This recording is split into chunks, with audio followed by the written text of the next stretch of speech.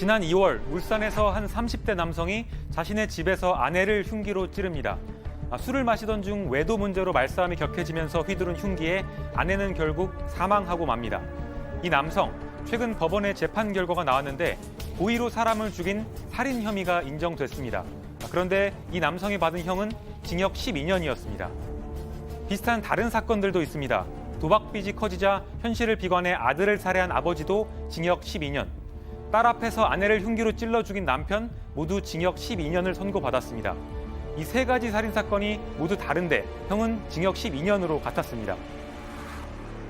이런 법원의 판단이 일반적인 우리의 눈높이와는 많이 다르구나, 이런 생각하시는 가족분들 많이 계실 것 같은데요. 먼저 판사들이 판결할 때 따르는 양형 기준을 살펴볼 필요가 있습니다. 대법원에 양형위원회라는 곳이 있는데 각 범죄 유형을 분류해서 얼마를 선고하라고 기준을 정해서 공개합니다. 위에서 살펴본 일반적인 살인들의 경우 징역 10년에서 16년을 선고하게 돼 있습니다. 이 기준을 보면 왜 법원이 아내를 잔인하게 살해한 남성에게 징역 12년형을 선고했는지 알 수 있습니다. 오늘 엑스파일에서는 범죄 유형별로 양형 기준이 어떻게 정해져 있는지, 또 이 기준이 현실을 잘 반영하고 있는지에 대해 알아보겠습니다. 자, 저희가 사건 반장을 통해서 가장 많이 좀 열을 내고 있는 부분이 아마 이 양형과 관련된 부분일 겁니다. 자, 어떤 판사님이 쓰신 글을 제가 소개해드리면, 탄원서, 반성문 같은 걸 읽다 보면 사람을 죽이고도 대략 징역 13년 정도 받을 걸로 아예 짐작을 하고 있더라. 1심 재판 중인데도 제가 나가면 뭘 하겠습니다. 우리 가족들 위해서 오래 복역하지 않게 좀 배려해 주십시오. 뭐 이런 반성문을 쓰더라.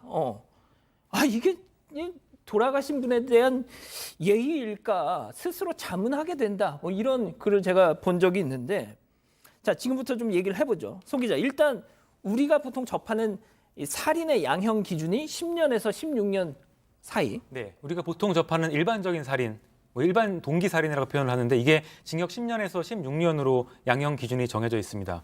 우리가 생각하는 외도 문제로 싸우다가 아내를 죽인 경우, 또 돈 문제로 싸우다가 지인을 죽인 경우 모두 징역 12년 정도 선고받는 보도를 보게 되는데 그 이유가 이제 여기에 있는 겁니다. 구체적으로 유형도 양형위원회가 정해서 안내를 해주고 있는데요. 원한 관계에 의해 한 살인, 또 애인의 변심 때문에 한 살인, 몸싸움 끝에 시비 끝에 한 살인, 의처증으로 인한 배우자 살인, 또 채무관계 때문에 한 살인, 이것 등이 다 여기에 해당된다, 이렇게 설명하고 있습니다. 손 변호사님, 제가 이제 법을 잘 몰라서 그냥 막 하는 소리지만, 사람 생명을 뺏는 거에서 저렇게 또 막 기계적으로 뭘 나눠가지고 말이죠. 저는 솔직히 좀 그렇습니다만, 좀 설명 좀 부탁드릴게요. 네, 유형을 총 5개로 나누죠. 조금 전에 기자님이 이야기한 보통 동기, 그리고 또 좀 더 형량이 낮아질 수 있는 참작 동기 살인이 있고요. 그 외에도 조금씩 더 그 권고 범위가 올라가는, 높아지는 그런 살인죄의 범주들이 있어요. 우선 세 번째가 비난 동기 살인인데요. 이게 동기에 있어서 특히 비난할 그런 사유가 있다는 거죠.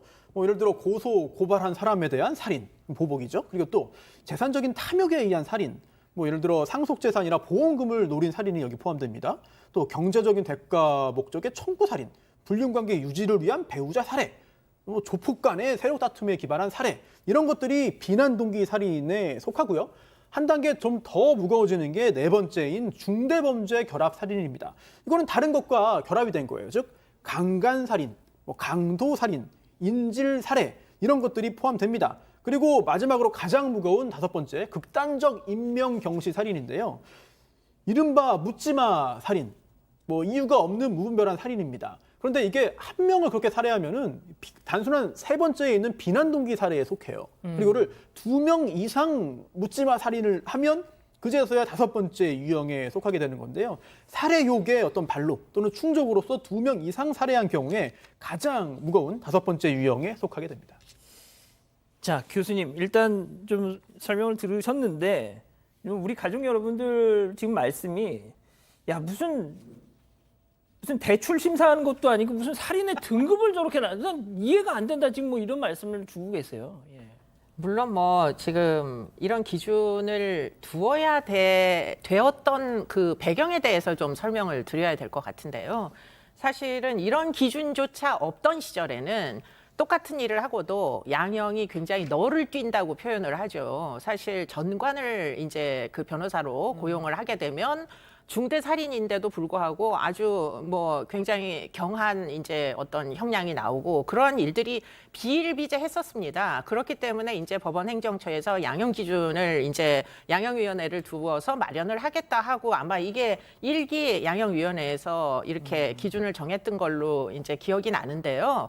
사실은 뭐 그러므로 해가지고 양형이 굉장히 나름대로 균형을 이제는 유지하기에 이르렀는데 그 사이에 사람들의 어떤 상식도 굉장히 많이 변화한 거예요. 예. 이 범죄에 대한 뭐 아주 잔혹성을 이해하게 되면서 그러니까 처음에 이 양형위원회가 출발했을 당시와는 지금 십수년 지났으니까 이게 뭐 사회적인 분위기가 많이 반전이 됐는데 그런데 여전히 이 기준은 그대로 처음 제1기 양형위원회에서 정한 대로 그냥 계속 유지되고 있고 그리고는 제가 생각할 때 약간의 이제 어떤 그 재판부도 어느 정도는 이제 훈련이 됐기 때문에 좀 재량권을 줘도 이제는 될 시절이 되지 않았을까. 지금 정관으로 인한 여러 가지 문제는 많이 극복을 했잖아요. 그러니까 이제는 재판부를 신뢰하고 조금 더 이제 가중 요인 같은 것들을 좀 더 널리 활용하도록 뭐 얼마 전에 왜 무슨 칼을 가지고 장인 앞에서 아내를 휘둘러서 사망시킨 사건도 있었잖아요. 그런 거는 수법이 너무 잔인하잖아요. 그러면은 그런 것들은 이게 지금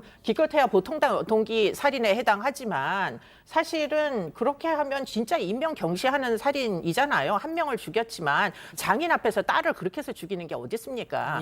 그러면은 좀 재판부가 엄벌할 수 있게 좀 재량권을 주는 가중 요인을 조금 더 허용을 하는 이런 방식으로 바꾸면 어떨까 이런 생각도 좀 하게 됩니다. 자, 양 변호사님, 뭐 교수님께서 말씀을 하셨으니까 그냥 바로 여쭤볼게요. 그 자기 장인이 보는 앞에서 자기 부인을 일본도로 1m가 넘는 그 장검으로 그거 어떻게 될까요? 이거.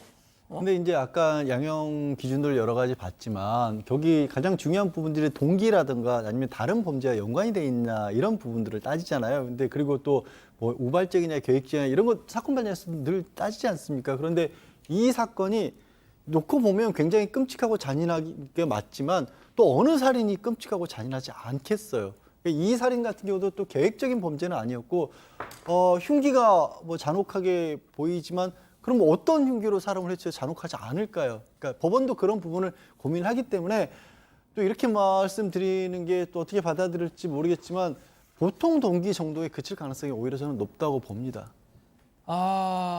그 손 변호사님이 이 일본도 이 사건 며칠 전에 이제 라디오에서 뭐 좀 해설을 하는 거 저 들었는데 손 변호사님은 좀 어떻게 보세요? 지금 5가지로 우리가 만들어놨잖아요. 분류했잖아요. 그런데 그중에서 용어 자체가 보통 동기라고 했기 때문에 오히려 약간의 오해와 반감을 사는 것 같아요. 따라서 보통 동기라고 해놨는데 이게 어떻게 보통의 사건이냐? 이게 어떻게 보통의 동기냐? 손 변호사님 말씀 중에 죄송한데 이 사위라는 자가 이 범행이 벌어지고 나서 장인한테 전화를 해가지고 아니 장인어른 그때 저 좀 말려주시지 그랬어요. 뭐 이런 얘기를 했다는 거예요. 네, 그런 보도가 나왔죠. 그런데 그거는 이제 범행 후에 정상이기 때문에 범행 후의 일이기 때문에 나중에 유죄의 경우에 반성하지 않는다.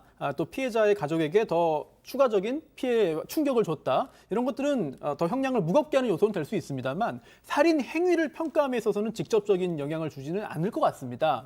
그리고 이 5가지 유형으로 나눠놨고 그중에 하나에 속해야 되기 때문에 오히려 약간의 좀 반감을 불러일으키는 측면도 있거든요. 그렇다면 이렇게 유형을 나누는 것 자체를 뭐 부정할 수 없고 비난할 수 없다. 그렇다면 국민들이 느끼는 어떤 여러 가지 오해의 가능성을 좀 줄이기 위한 용어 선택이라든지 이런 분류 그리고 설명, 해설들도 좀 적극적으로 해야 되지 않을까 하는 생각이 들어요.